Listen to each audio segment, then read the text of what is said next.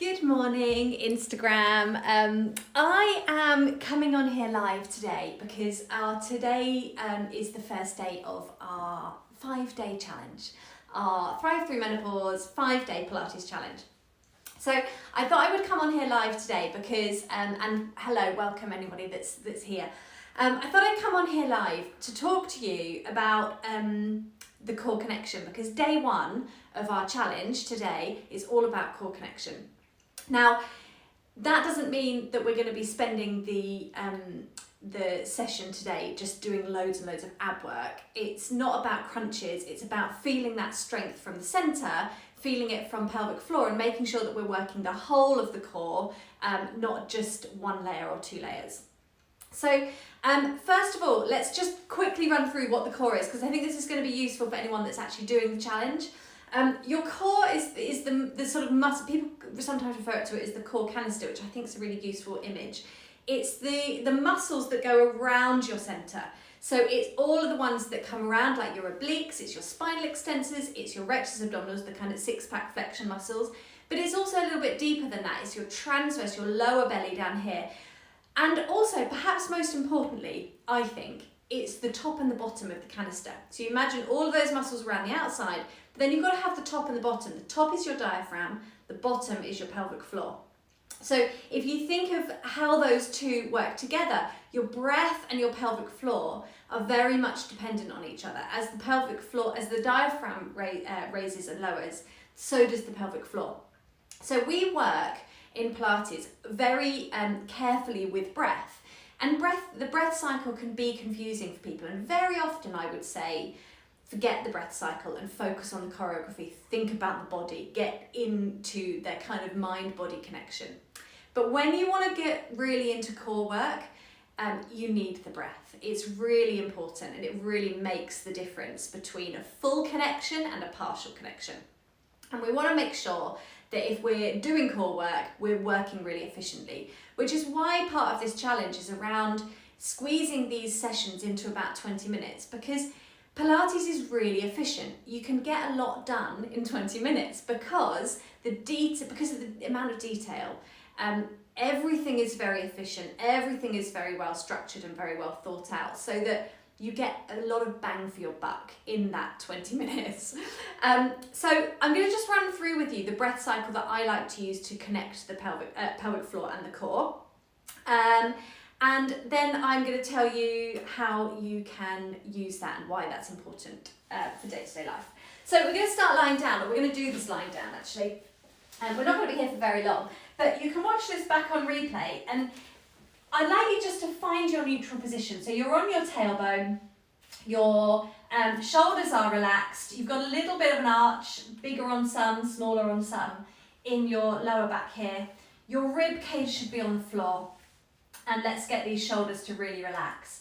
And just take a few big breaths. And what I want you to think about is breathing fully into the ribs. So that doesn't mean just a rise and fall of the top here. It means breathing wide into the side of the ribs, and it also means breathing deep into the back of the ribs, because an inefficient use of breath means an inefficient rise and fall of the diaphragm, which means an inefficient rise and fall of pelvic floor. So if this doesn't work, then this doesn't work. So we've got to get the two to be really functional, working really, really smart, and really think about this. And often it's the focus from the brain that wakes up all of these areas. And we need to be really mindful of that you can't just chuck yourself around and expect all these muscles to switch on. The big ones will, the dominant ones, the ones that you habitually use will, but if you want to start getting into smaller, deeper, more specific muscles, you've got to switch them on, and that requires a mind-body connection. So we're going to get these shoulders to relax, because that, again, that tension that you hold here will restrict your movement of your breath. So get those shoulders off, get them to relax, and then just take some big breaths. You're breathing in, and on your exhale, you're going to breathe 100% of the air away. So as you get the end of that air, that breath, that out breath, you feel an awareness creeping into the front of the tummy here. Deep breath in again, let everything go. And exhale. Feel how that waist starts to tighten at about 50%. Feel as you get to 60-70% how the lower belly starts to engage. And then feel at the kind of 90 to 100% of that out breath that the pelvic floor starts to lift. You start to get a bit of awareness in the back passage, that might travel through to the front passage. What we don't want is tension. We don't want to grip and squeeze the bottom and push the lower back into the ground. We want to hold that neutral position. So getting rid of all that air and feeling that engagement through the back passage, that's fine because that's where we start with pelvic floor. And getting all of that to happen on that out breath is a very kind of natural, instinctive, efficient way of getting the pelvic floor to engage. So deep breath in again and exhale, find that engagement. Inhale, let everything relax, and exhale, find that engagement. And remember that you've got to get to the 100% of the out breath. The pelvic floor engagement will flutter at around 30%. If you go for a big squeeze, you'll end up using other muscles, and we want to really isolate pelvic floor. So you're only ever going to feel like it's working to about 30% capacity, and that's fine. Your out breath should be 100%, but remember, it's just that kind of fluttery feeling in the lower abdomen. And this will come with time. If you don't feel it the first time, don't worry. Just keep practicing this. Try it in a few different positions. You might find better on all fours or sitting on a chair. Try it in a few different places. But then you can add in some core work. So as you take in that exhale, you can start to float a leg up and then control the release back down. And you can float the other side up. Exhale to lift it and inhale back down. Think of the leg movement as a bit of a distraction. So the exhale is what we're focusing on, the connection in the core. The leg movement is a consequence of that connection.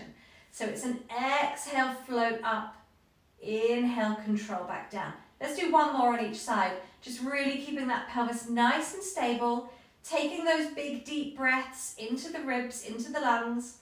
And then let's try a chest lift. Same kind of thing, hands behind the head. We're going to use the breath. So keeping your weight on your tail, because that's important for core. We don't want to sink into the lower back because it takes us out of being able to use the whole cylinder. Deep breath in. Exhale, get rid of about 50% of the air. And then lift for the remaining 50. And then control back down. And that does two things. That expelling the first half of the air means that you're connected into the core, not just the rectus abdominis, not just these flexion muscles, because these will pull you up without engaging the core at all if you let them, okay? And 9 times out of 10 you will sink into the floor when you do that. And that makes it an abdominal exercise, not a core exercise. So to make it core, you've got to connect first. Use the breath, use the out breath, use the mind-body connection, and then float up. And by getting the whole of that breath out, not only does it connect the whole core, means pelvic floor is working too, all of the extensors, all of the flexion muscles, but you're also getting rid of that air, so you get a higher lift. It means those ribs can funnel more towards the hips. You're going to get more freedom of movement. Let's do that 2 more times.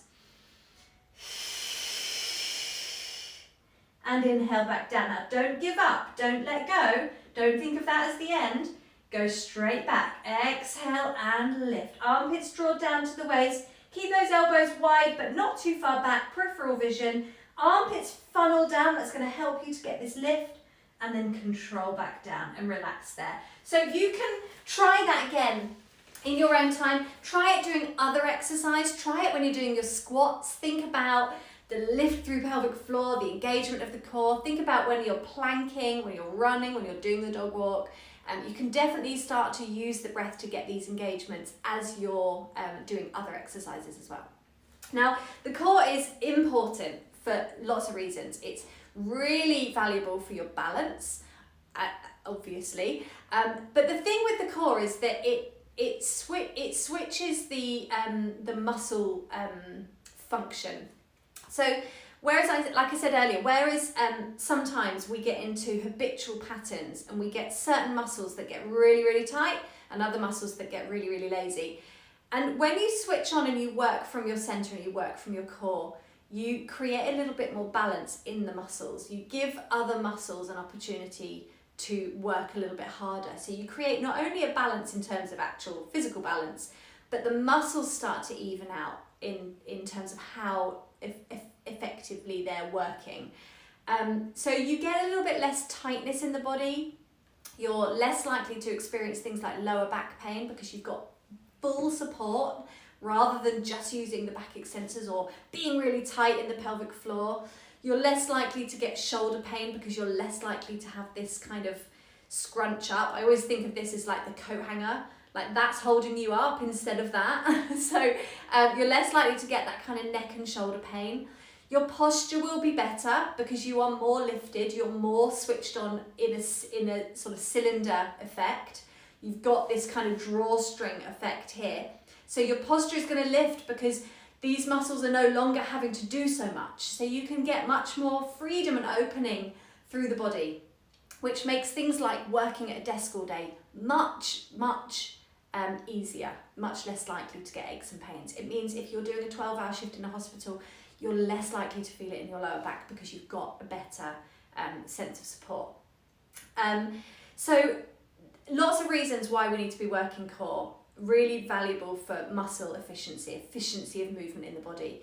And when we have muscles that are out of balance, that's also really fatiguing. It's really tiring. You get a lot of tightness in the body and that can be really exhausting. So it can also be quite stress inducing because when you've got tension, that can give you quite a lot of stress. So your core function, your pelvic floor function is really important. And of course, pelvic floor is really important for incontinence. So whether that's stress incontinence, just coughing, laughing, sneezing and leaking, whether that's urgency, getting to the front door, putting the key in the door and suddenly needed to go, or whether it's frequency and needing to go a lot, really regularly, activating, strengthening your pelvic floor is going to make a massive difference to that. But it is important that you do that with a sense of movement because your pelvic floor needs to be functional. It needs to work when you're moving. It's really great to sit and do your pelvic floor exercises, and I would always expect people and suggest that you do those. But there's no point doing just that. You've got to add it to your movement too, because that's where you're going to make this kind of efficient pelvic floor that's going to be really reactive and is going to work with you as you move. So I hope that was useful. The challenge started today. It's going until Friday. You can still join. You have access to the replays until the end of the month, so you can do them at any point. But also the 6:45 lives are for the rest of the week. So Monday to Friday, you can still join tomorrow or any of the other days this week. And I will see you online live via Zoom. So when you sign up, link is in the bio. You will find that you'll get sent a link to join the live if you want to. So it's great to see you. Lovely to be here. Thank you. I hope that's useful. If you have any questions or comments, let me know in the notes below and I will see you again soon. Thanks, guys. Nice to see you.